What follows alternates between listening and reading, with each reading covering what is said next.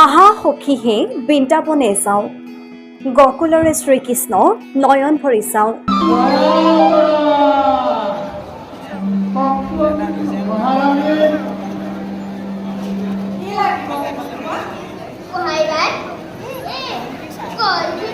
শুক্লপক্ষৰ পবিত্ৰ পূৰ্ণিমাত কৃষ্ণময় ভক্তিৰে উজ্জীৱিত শ্ৰী শ্ৰী কৃষ্ণৰ ৰাস পূৰ্ণিমা। উজনিৰ পৰা নামনিলৈ এতিয়া ৰাস মহোৎসৱত ব্যস্ত সকলো সনাতনী ৰাইজ।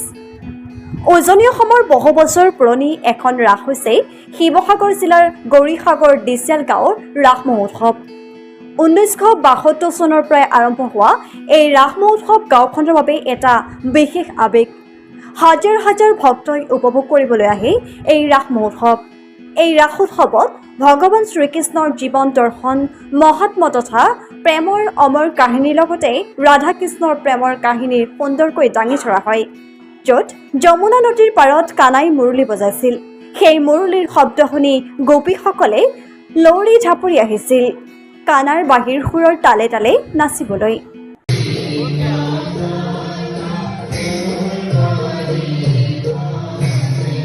সখীসকল, স্বামী আজি বহুদিন মোৰ অন্তেশপুৰলৈ অহা নাই।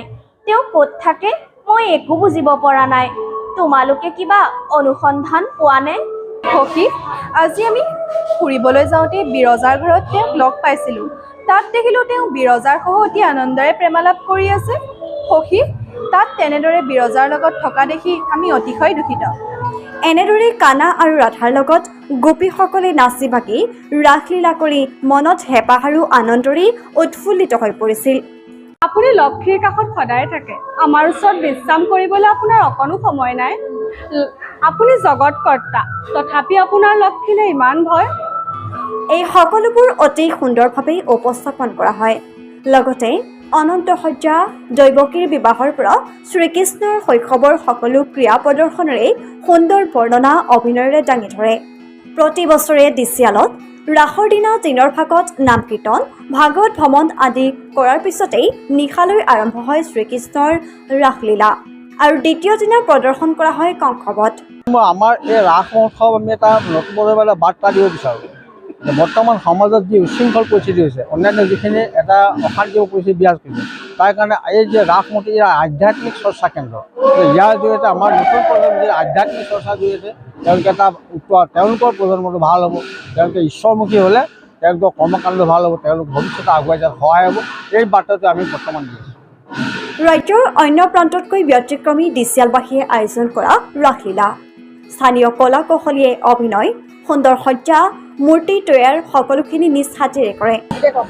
ৰাসৰ জৰিয়তে আমি দিছিয়াল গাঁওখনৰ নৱপ্ৰজন্মৰ বাবে বহুত কৰিবলৈ বিচাৰিছোঁ। তাৰ মাজতে আমি ৰাসৰ লগত সম্পূৰ্ণ সম্পৰ্ক ৰক্ষা কৰি আমাৰ গাঁৱত বৰ মৰমৰ আৰু এটি অনুষ্ঠান আছে, মিলনজ্যোতি ক্লাব। মিলনজ্যোতি ক্লাবে ৰাসৰ দ্বিতীয় দিনা অনুষ্ঠান পাতে। যিসকল মেধাৱী ছাত্ৰ ছাত্ৰী বা প্ৰশংসনীয় ব্যক্তি, সেইসকলক অভিনন্দন বা সম্বৰ্ধনা জনোৱা হয়। আৰু মিলনজ্যোতি ক্লাবৰ সৌজন্যত আমাৰ লগতে লগ লাগি দ্বিতীয় দিনা মূল কাৰ্যসূচী আমাৰ কংসবধৰ লগত সম্পৰ্ক ৰাখি সেইদিনাই আমাৰ জ্যেষ্ঠসকলে কনিষ্ঠসকলক আশীৰ্বাদ সূচক এটা অভিনন্দন পৰিৱেশ সৃষ্টি কৰে। আৰু তাৰ যোগেদি ছাত্ৰ ছাত্ৰীসকলক এই ইয়াত এতিয়া যে সৰু সৰু ল'ৰা ছোৱালীবোৰে শিশুক বচন লৈছে, ইয়াৰ লগতে আগবাঢ়ি যোৱাৰ লগত তেওঁলোকৰ শিক্ষা দীক্ষা চবতে যাতে গাঁওখনৰ শিশুসকলে এইবোৰ লগত লৈ সামাজিক বিশেষ অনুষ্ঠান এইবোৰ লগত লৈ যাতে আগবাঢ়ি যাব পাৰে, তাৰ কাৰণে আমি বহুত চেষ্টা কৰিছোঁ।